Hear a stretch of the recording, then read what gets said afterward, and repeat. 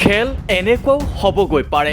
যদি এখন ভাগ বতৰাটোত যদি মান্তি নহয় আগতীয়াকৈ, তেতিয়াহ'লে আপোনালোকে পিছত কি ল'ব, মানে কেনেকুৱা ধৰণৰ পদক্ষেপটো কি হ'ব আপোনালোকৰ? নাই, আমাৰ 126 খনত আমাৰ প্ৰচেষ্টা চলি থাকিব। 126 খনত আমি 16টাই ভাগ কৰি ল'ম। 126 খনত আমি 16টাই ভাগ কৰি ল'ম। আমিতো কাৰো ওচৰত এতিয়া হাত পাতি নাথাকোঁ আৰু মৰ্যাদা সহকাৰে বন্ধুত্বপূৰ্ণ হাত আগবঢ়ালে আছোঁ। আৰু যদি কোনোবাই দাদাগিৰি সুলভ হাত আগবঢ়ায় তেতিয়াহ'লে আমি নাই। এইবাৰতো একদম চিধা চিধি কথা আপোনালোকক মই কৈ দিলোঁ। মই টান কথা শুনাবলৈ কাকো মন নাই কাৰণে মই ঢিলাঢিলিকৈ কৈ আছোঁ। ২৬ৰ নিৰ্বাচনত কংগ্ৰেছক বাদ দি অকলে যুঁজিব পাৰে সন্মিলিত বিৰোধীয়ে। আমাৰ 126 খনত আমাৰ প্ৰচেষ্টা চলি থাকিব। 126 খনত আমি 16টাই ভাগ কৰি ল'ম। 126 খনত আমি 16টাই ভাগ কৰি ল'ম। উপ নিৰ্বাচনৰ পাছত শনিবাৰে হোটেল লিলিত অনুষ্ঠিত হ'ল অসম সন্মিলিত মৰ্চাৰ প্ৰথমখন বৈঠক। বৈঠকত অংশ ল'লে 14টাকৈ বিৰোধী দলে। অৱশ্যে বিজেপিক হিলাবলৈ হোটেল লিলিৰ বৈঠকলৈ নাহিল কংগ্ৰেছ নেতৃত্ব। বিৰোধীৰ বৈঠকত কংগ্ৰেছৰ অনুপস্থিতিক লৈ এই মন্তব্য কৰিলে অজাপন নেতা লুৰিণজ্যোতি গগৈয়ে। কংগ্ৰেছক এতিয়া আকৌ নিমন্ত্ৰণ জনোৱা কেতিয়া হ'ব, কিবা এই বিষয়লৈ আলোচনা হ'ব নেকি? আজি সভাত বহিবলৈ আলোচনা বিলোচনা কৰি লওঁ।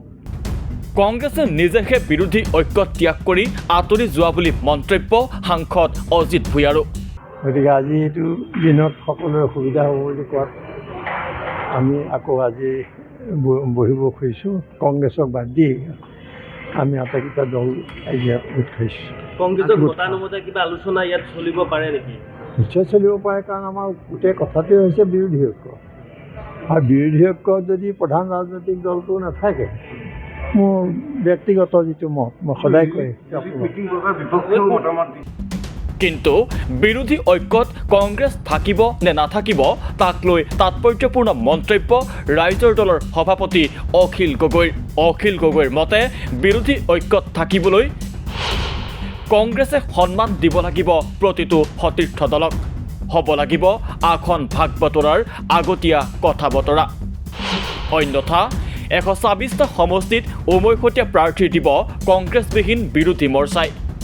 যদি এখন ভাগ বতৰাটোত যদি মান্তি নহয় আগতীয়াকৈ, তেতিয়াহ'লে আপোনালোকে পিছত কি ল'ব, মানে কেনেকুৱা ধৰণৰ পদক্ষেপটো কি হ'ব আপোনালোকৰ? নাই, আমাৰ 126 খনত আমাৰ প্ৰচেষ্টা চলি থাকিব। 126 খনত আমি 16টাই ভাগ কৰি ল'ম। 126 খনত আমি 16টাই ভাগ কৰি ল'ম। আমিতো কাৰো ওচৰত এতিয়া হাত পাতি নাথাকোঁ আৰু মৰ্যাদা সহকাৰে বন্ধুত্বপূৰ্ণ হাত আগবঢ়ালে আছোঁ। আৰু যদি কোনোবাই দাদাগিৰি সুলভ হাত আগবঢ়ায় তেতিয়াহ'লে আমি নাই। এইবাৰতো একদম চিধা চিধি কথা আপোনালোকক মই কৈ দিলোঁ। মই টান কথা শুনাবলৈ কাকো মন নাই কাৰণে মই ঢিলাঢিলিকৈ কৈ আছোঁ। মৰ্যাদা সহকাৰে আমি আগবাঢ়ি যাব লাগিব। এইটো চৰ্ত নহয় দেই, এইটো হ'ল বেছিক।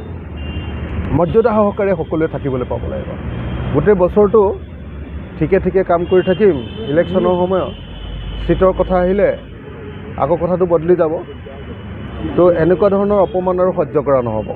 কিন্তু এয়া অখিল গগৈৰ মন্তব্য। অৱশ্যে বিৰোধীৰ বৈঠকত গ্ৰহণ কৰা নহ'ল তেনে কোনো বিশেষ সিদ্ধান্ত। বৈঠক সমাপ্ত কৰি অসম সন্মিলিত মৰ্চাৰ ঘোষণা। বিজেপিক পৰাভূত কৰাৰ স্বাৰ্থত একলগ হ'ব প্ৰতিটো বিৰোধী দল। দীৰ্ঘ সময় আলোচনাৰ অন্তত আমি এই সিদ্ধান্তত উপনীত হৈছোঁ, বৰ নতুন কথাও নহয়, যে আমি যি উদ্দেশ্যেৰে এদিন এই ঐক্যৰ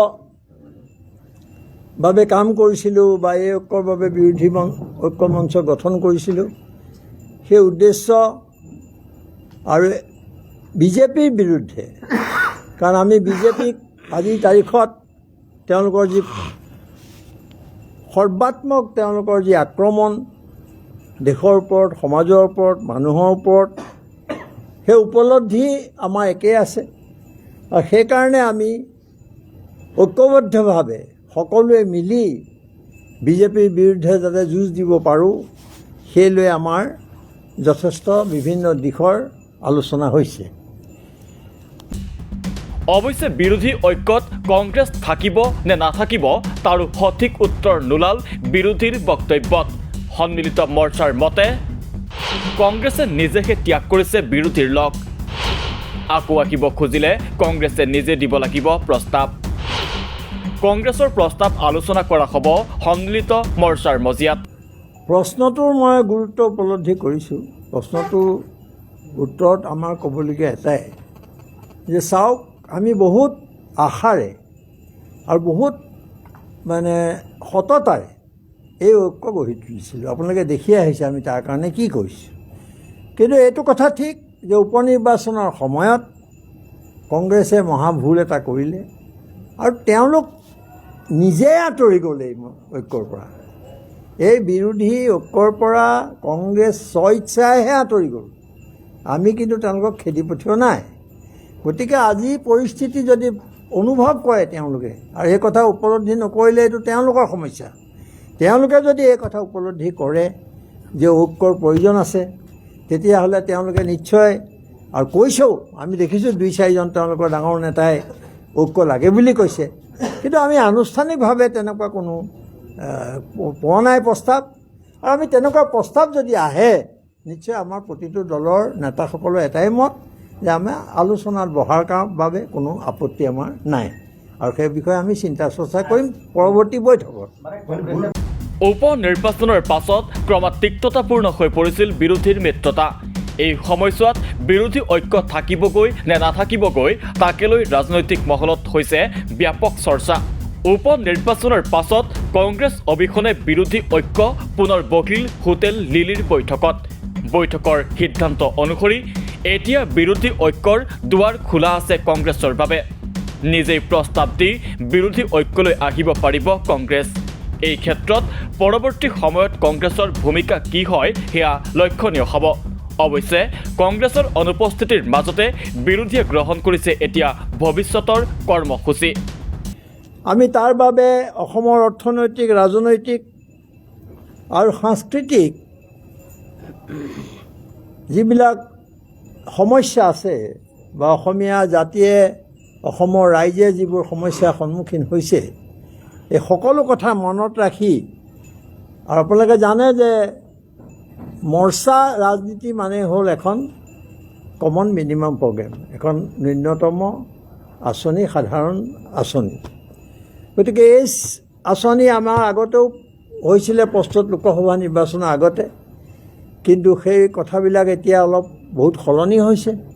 গতিকে আমি আজি এখন ন্যূনতম কাৰ্যসূচীৰ কাৰণে যাতে সকলোৱে তাত, সকলোৰে দাবী, ৰাইজৰ আশা আকাংক্ষা তাত যাতে প্ৰতিফলিত হয়, আৰু তাক সন্মুখত লৈ আমি যাতে যুঁজ কৰিব পাৰোঁ, তাৰ বাবে আমি পৰৱৰ্তী পৰ্যায়ত এখন কমিটি গঠন কৰি বিশেষজ্ঞসকলৰ মতামত লৈ আমি এখন আঁচনি আমি প্ৰস্তুত কৰিম। আৰু তালৈ অসমৰ যিসকলে অসমক ভাল পায় আৰু বিজেপিৰ সাম্প্ৰদায়িক ৰাজনীতিৰ বিৰোধিতা কৰে, তেনেধৰণৰ নাগৰিক সমাজ, বুদ্ধিজীৱীসকলকো আমি আহ্বান জনাম। আৰু এই কামটোত আগবাঢ়ি যাবৰ কাৰণে অসমত যিমানবিলাক বিজেপি বিৰোধী শক্তি আছে, ৰাজনৈতিক দলৰ উপৰিও যিবিলাক সংগঠন আছে আৰু সংগ্ৰামী কিছুমান মঞ্চ আছে, নিজৰ নিজৰ এলেকাত নিজৰ নিজৰ দাবী লৈ যিবোৰে সংগ্ৰাম কৰি আছে, তেওঁলোককো আমি আহ্বান জনাইছোঁ যাতে আমাৰ এই মঞ্চলৈ আহে আৰু আমাক শক্তিশালী কৰে আৰু আমি ঐক্যবদ্ধভাৱে যুঁজ দিব পাৰোঁ। তৃতীয় কথাটো আহিলে মণিপুৰ এই উদ্দেশ্যে আমি যিখন কাৰ্যসূচী আমি ল'ম, যিবিলাক তাক যাতে